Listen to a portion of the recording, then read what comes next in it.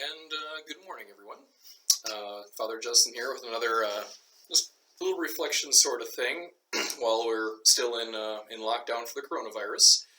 It is March 28th today, Saturday, and I actually wanted to spend a little time, and I wanted to talk a little bit about my love for science fiction as a priest.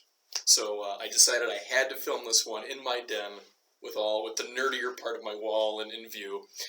I've got my best Star Wars cufflinks on today and all that. And the reason I want to talk about this is earlier this week, I hit that point where I had enough nonfiction for a while. I just needed to read some good old-fashioned fiction and just kind of relax a little bit. So I actually downloaded the Alien role-playing game setting. I've always loved Alien. It's a good mix of adventure, science fiction, and horror, and I very much like that. And I got this one because it's hopefully a very appropriate game to play with friends online. You don't need to be physically present with each other to play this. So, maybe it'll be useful once I finish reading it. And I very much like the movies, and it's not a very spiritual story. That's not really why I enjoy it. There are other stories that mix space and science fiction with faith far better. My favorite being Fading Suns, the role-playing game. I think Star Wars does an excellent job on that whole good versus evil sort of thing, and I love Dune. I love the fact that faith is a component in the story of Dune. So I started reading this, and it didn't take me long. I got to page 9, and it said, the Alien saga itself is about more than otherworldly beasts. It's about humbling man for his own hubris. It's about motherhood and family, about loss and sacrifice. It wrestles with the questions of artificial intelligence and faith. The story of Alien is about creators and their creations struggling for dominance over each other. And I was very surprised to read that. I certainly wasn't expecting it. But it's true that there is a faith component in that, and that just kind of got me musing, during all this downtime I have, on what I really love about science fiction. Because science fiction doesn't have to be in space. It doesn't really have to be about new technology. In my opinion, and this is why I love science fiction more than fantasy or other genres of fiction. Good science fiction addresses the question of what will humanity be next? Like, what is in store for us in the future? What is a future that we should expect?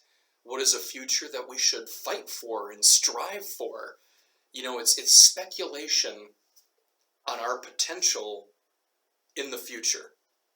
Normally it involves us traveling into space or technology changing, if not improving. But it's all a question of who are we going to become? And I find that terribly, terribly intriguing. And I maintain that elements of faith, morality, all of that need to be a part of that discussion. I would always disagree with someone that said that religion is a thing that we're just going to kind of move on without. I don't buy that. As we continue to progress and move forward with new challenges, setbacks, and all of that we really are going to continue to walk with God through Christ and the Holy Spirit with whatever comes next. And for that reason, I think I always watch science fiction, or read science fiction, with at least an element of priestly awareness of where is God in this particular story. So as luck would have it, all of that was just rattling around in my head. That's been there for about 3 days. And yesterday, I really knew I had to make a video on this, because I read a very good article, which I appreciated. It's titled, Star Trek, Picard is the dark reboot that boldly goes where nobody wanted it to. And it's written by Stephen Kelly, Kelly, in case you want to read what I'm referring to. And, you know, I don't want to slam shows that I don't really care for. That's not my style. If you like Star Trek Picard, hey, enjoy it, whatever, that's fine. But there's something here that I thought was very important for us to remember about why Star Trek is so worthy of our cultural, you know, awareness, that it's always going to be kind of part of television that people at least know about, even if they're not fans.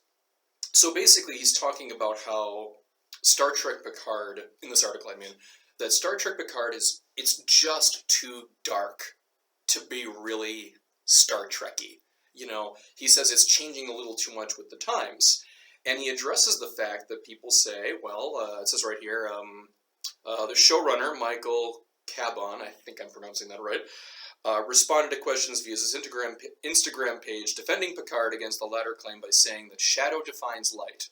If nothing can rock the Federation's perfection, then it's just a magical land.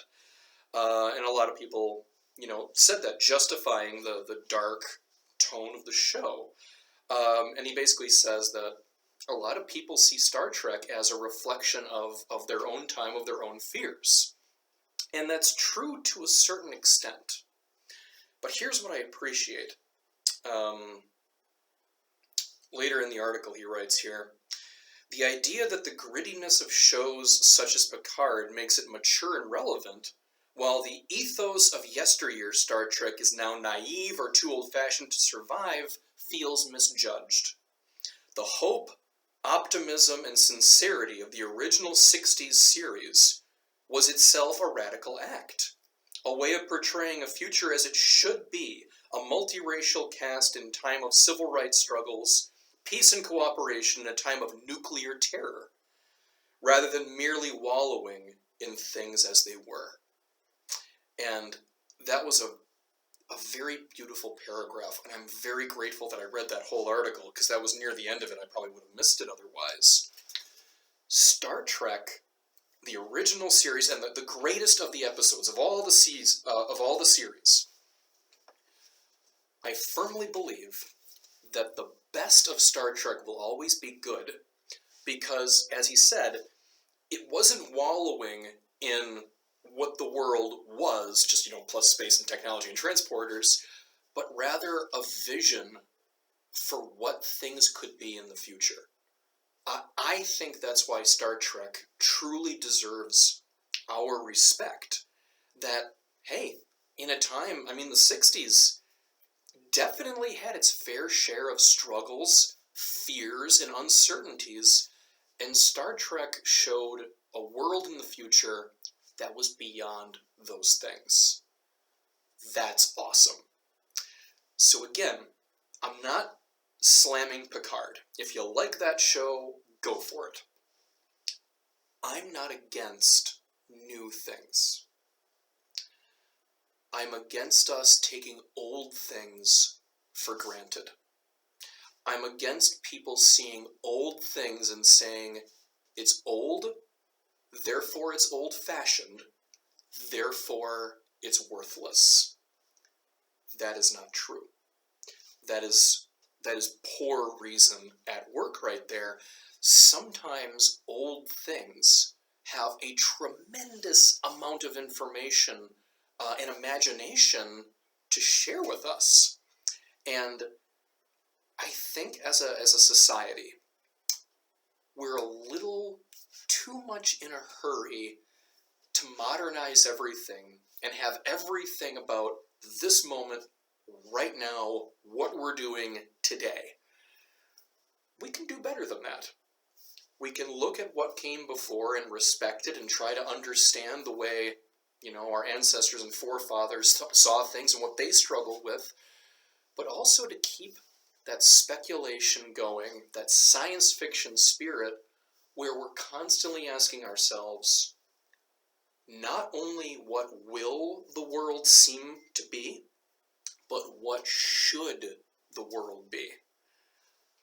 What is the future that we should be fighting for and striving for?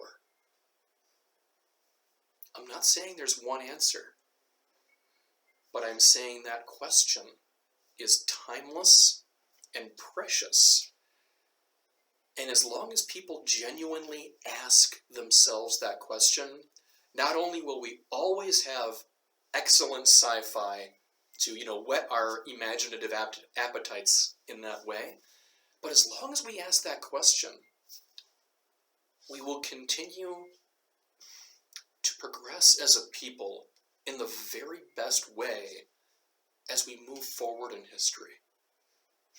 And of course, as a priest, I firmly state that as we move forward, we need to move forward with Christ and to be, as Matthew Kelly says, the best possible versions of ourselves. I realize that has nothing to do with anything right now. It has nothing to do with the coronavirus, nothing to do with Holy Week. But while I had the chance, I wanted to share that.